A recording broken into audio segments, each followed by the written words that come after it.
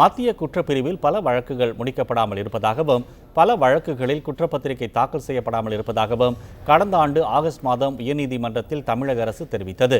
இதையடுத்து நிலுவையில் உள்ள கொடுங்குற்ற வழக்குகளை 2 மாதங்களில் முடிக்க அனைத்து காவல் நிலையங்களுக்கும் சுற்றறிக்கை அனுப்பவும், வழக்குகளை நிலை குறித்து உயர்நீதிமன்ற தலைமை பதிவாளரிடம் அறிக்கை அளிக்கவும் சென்னை மாநகர காவல்துறை ஆணையருக்கு நீதிபதி வைத்தியநாதன் உத்தரவிட்டிருந்தார்.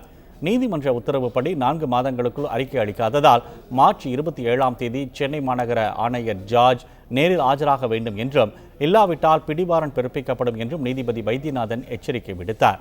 ஆனால் இந்த வழக்கு இன்று விசாரணைக்கு பட்டியலிடப்பட்ட நிலையில் காவல்துறை ஆணையர் ஜார்ஜ் உயர்நீதிமன்றத்தில் நேரில் ஆஜரானார்.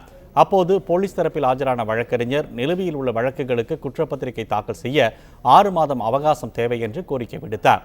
இதனை ஏற்றுக்கொண்ட நீதிபதி வைத்தியநாதன் உச்சநீதிமன்ற விதிகளின்படி விசாரணை செய்ய வேண்டும் என்றும், 6 மாதத்தில் வழக்குகளுக்கு குற்றப்பத்திரிகை தாக்கல் செய்ய வேண்டும் என்றும் உத்தரவிட்டார்.